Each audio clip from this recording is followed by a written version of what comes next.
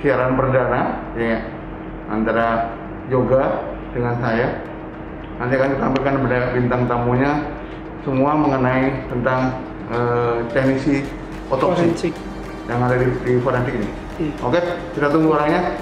Kita panggil. Selamat, tolong subrek dulu dan live. Ya, oke. Selamat pagi dulu. Assalamualaikum warahmatullahi wabarakatuh. Jadi di sini ini merupakan tayangan perdana dari keluarga forensik RS Polri. Pertama kali ini juga siaran pertama. Jadi kita masih menggunakan ruangan yang masih bagus sekali dan pasti penuh dengan gangguan suara. Nah, terus ini juga pertama kali kita tampilkan salah satu teknisi otopsi kami yang berjenis kelamin perempuan. Karena belum ada sama sekali. Ya.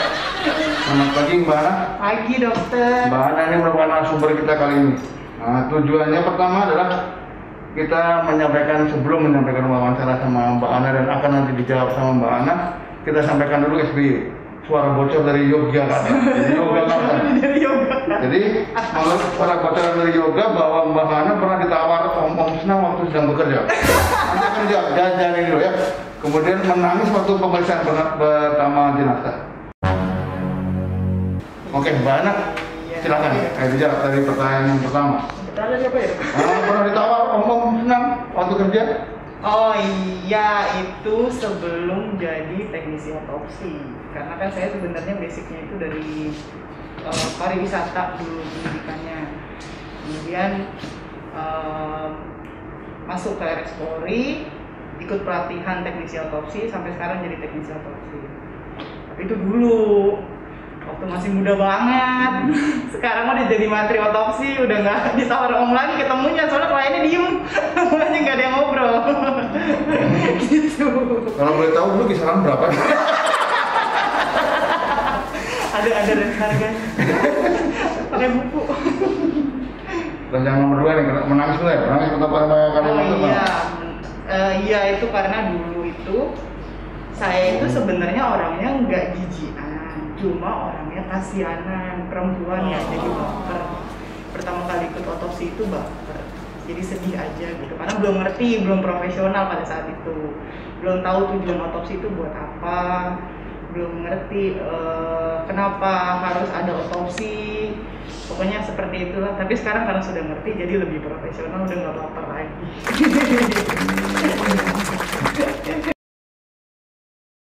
Masuk di forensik itu tahun 2013 bulan November, itu pun masih jadi karyawan magang pada saat itu. Kemudian mulai jadi karyawan itu April 2014 sampai sekarang, sampai saat ini. Bapak yang mendorong Mbak Ana ke bawah ke sini gimana? Siapa sih yang mendorong membawa ke forensik? Oh, pertama kali channelnya itu dari orang tua, dari ayah terutama, karena beliau itu dulu juga kerja di forensik sama, cuma beliau di RSCM. Kalau saya dapat channelnya di Rumah Sakit Polri ketemu Dokter Arif. Oh. Jadi ada channelnya bro. Tapi waktu itu belum kemauan sendiri berarti teknisi belum mau.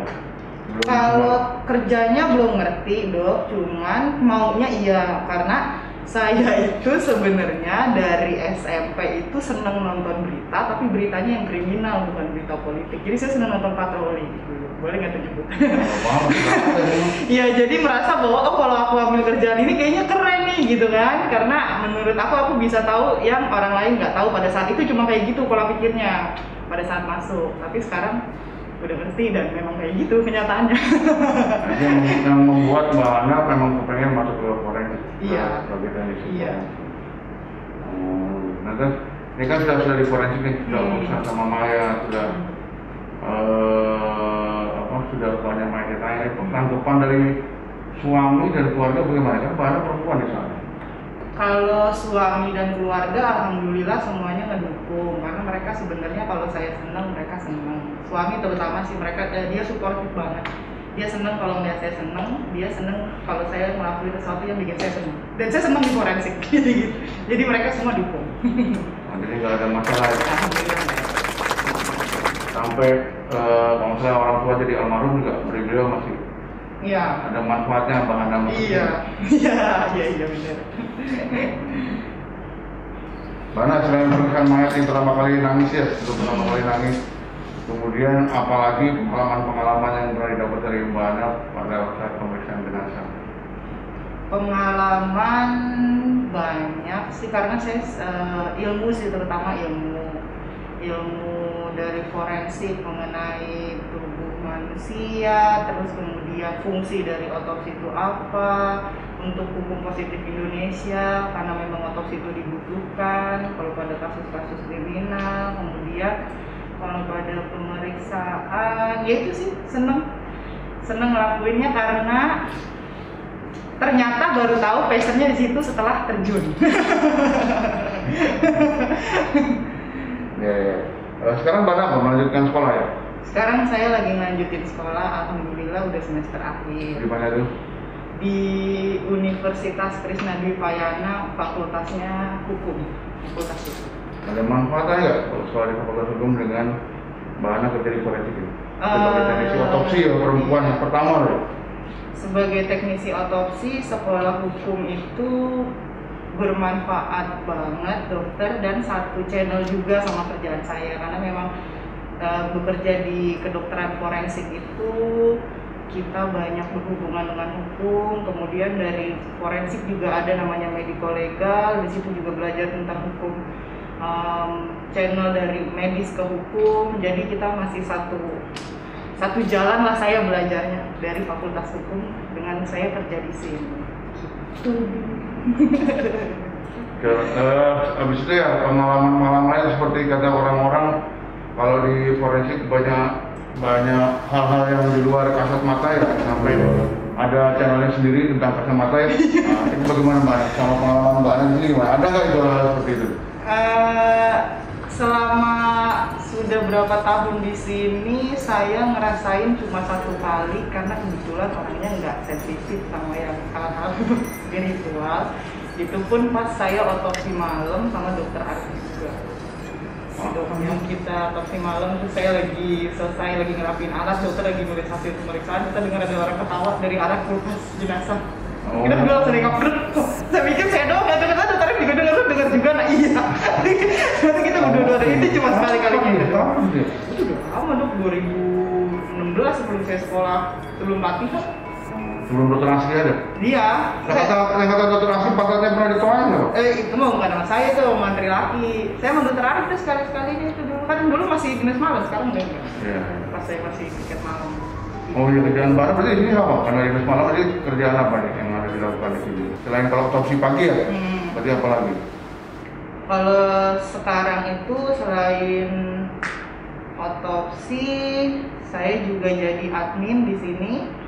Adminnya admin visum et repertum. Jadi saya bagian pendataan jenazah-jenazah yang diterima dari TKP untuk rumah sakit Polri.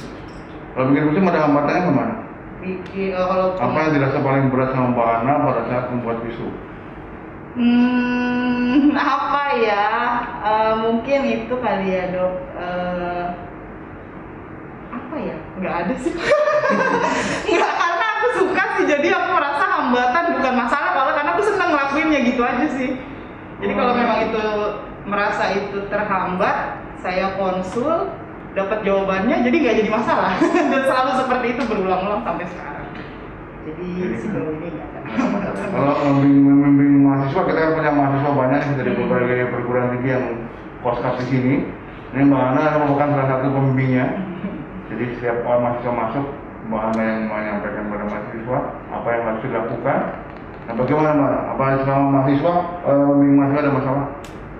Membimbing mahasiswa ada masalah, namanya juga mahasiswa ya dok ya. Jadi mereka masih belajar, mungkin masalahnya lebih ke mereka belum paham mengenai apa yang mereka lakukan di sini. Di sini mereka memang mengambil ilmunya, tapi apa yang mereka lakukan juga apa yang kita lakukan, sehingga mungkin kalau mereka melakukannya ya itu karena belum paham itu. Jadi itu jadi masalah. Karena membuat mereka belum paham, mereka nggak ngerti apa yang mereka kerjain. Timbul masalahnya karena mereka tidak paham apa yang mereka kerjain. Bisa ngomong muter-muter ya. Mungkin grogi kali ya, grogi ngomongnya muter-muter. Bingung ya. Selama membimbing mahasiswa juga perlu saya sampaikan bahwa mereka teknisi otopsi ini dalam melakukan pembimbingan mahasiswa lalu diawasi oleh kami dokter spesialis. Nggak saya aja, jadi di sini ada banyak, ada 5 orang malah dokter spesialis yang mengawasi pada saat membimbing mahasiswa. Jadi untuk kriteria pendidikan mereka sesuai lah memang kalau dibutuhkan oleh kedokteran. Yang mana selama di sini berapa tahun? Berarti berapa tahun udah kerja di sini? Kurang lebih 6 tahun. Nah, dalam 6 tahun itu kan Mbak Ana nggak sendiri nih otopsi. Apa sih selama 6 tahun kegiatan apa yang Mbak Ana rasakan yang lakukan di sini sama hubungan sama teman-teman yang notabene Hana ini sendiri perempuan yang lainnya laki-laki. Oh iya. Jadi saya itu di sini kurang lebih sudah 6 tahun karena dari 2014 masuk ke sini itu sudah ada 2 teman saya lebih dulu teknisi forensik. Baru saya datang yang ketiga sampai sekarang ini 2021 kita ada 5 teknisi otopsi di Rumah Sakit Polri. Dan saya masih tetap satu-satunya perempuan di sini. Kemudian kegiatan kita apa aja selama terutama saya, kegiatan saya apa aja selama jadi teknisi otopsi, selain kita mengasisteni dokter spesialis forensik dalam pemeriksaan, kami juga di sini melakukan pengawetan jenazah di bawah supervisi dokter spesialis forensik. Kemudian kami juga bantu edukasi kepada keluarga kalau misalkan ada pemeriksaan otopsi atau pemeriksaan yang akan dilakukan di forensik, itu pun di bawah supervisi dokter spesialis forensik. Kemudian karena saya perempuan sendiri di sini, 4 rekan saya semuanya laki-laki, menghadapi mereka alhamdulillah susahnya bukan main. Karena menghadapi laki-laki dengan kepribadian dan sifat yang berbeda tuh bukan main sih susahnya. Cuman memang mungkin itu ya fungsinya ada perempuan di antara para laki-laki supaya mempersatukan mereka, jangan isinya semuanya laki-laki, kalau enggak nanti mereka yang ada berantem doang, nggak ada kerjanya malahan. Gitu sih. Ya paling gitu aja sih. Nah, berat gak jadi teknisi perempuan? Kan kalau laki-laki kan lebih biasa ya buka mayat, terus ngurus bersih-bersih, angkat mayat, yang mana gimana? Sejauh ini sih enggak sih dok, kalau dibilang berat karena memang saya selama jadi teknisi otopsi, saya memang punya kekurangan di bagian tenaga mungkin, karena memang kan selain kita otopsi, kita juga yang bagian merapikan jenazah, artinya itu juga kita harus ngangkat dan sebagainya. Cuman kalau saya selama di forensik Rumah Sakit Polri, saya tahu saya punya kekurangan di bagian tenaga, saya mencoba berguna di bagian yang lain. Salah satunya administrasi. Makanya kalau perempuan itu di bagian merapi-rapikan. Jadi fungsi saya sebagai teknisi otopsi di sini, bagian merapikan berkas-berkas yang harus dirapikan, yang dikerjakan oleh teknisi otopsi. Kalau sebagai ketua, Hana ini juga kepala teknisi otopsi. Beliau komandannya. Yang paling sulit dihadapi antara 4 orang ini. Ya, jadi saya itu dikasih kepercayaan sama dokter Arif terutama yang saat ini sedang menjadi KIFASI, juga dari dokter-dokter spesialis yang lain menjadi kepala teknisi otopsi di sini. Saya punya 4 rekan yang lain seperti yang saya bilang tadi, semuanya laki-laki. Ada, boleh saya kenalin namanya, pertama ada Mas Nojo, kemudian ada Pak Yatno, ada Bang Jamal, dan Mas Mukti. Di antara mereka berempat yang paling susah dihadapin itu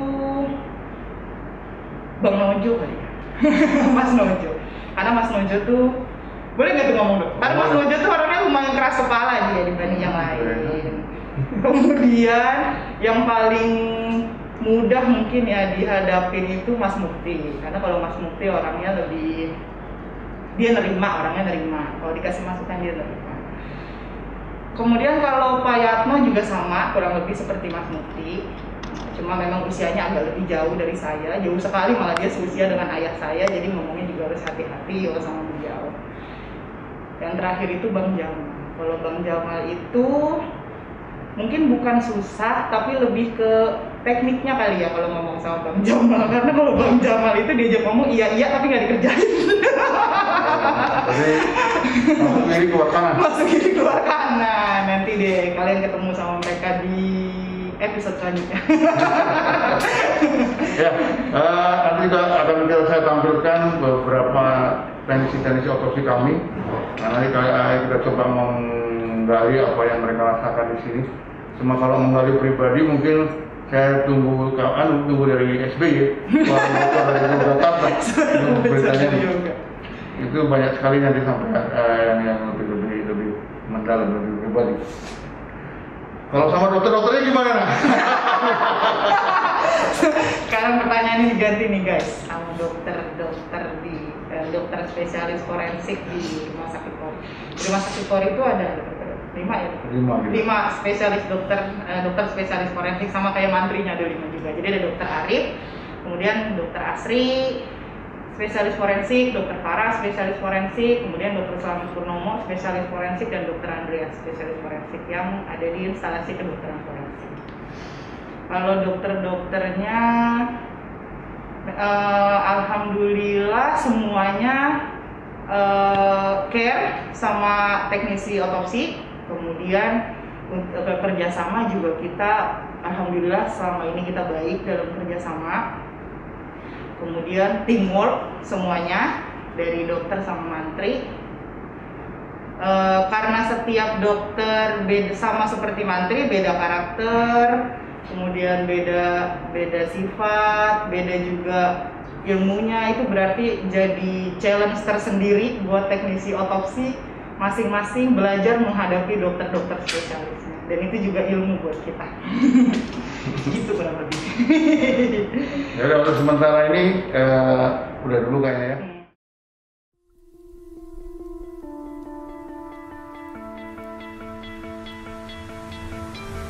You stole my heart of gold.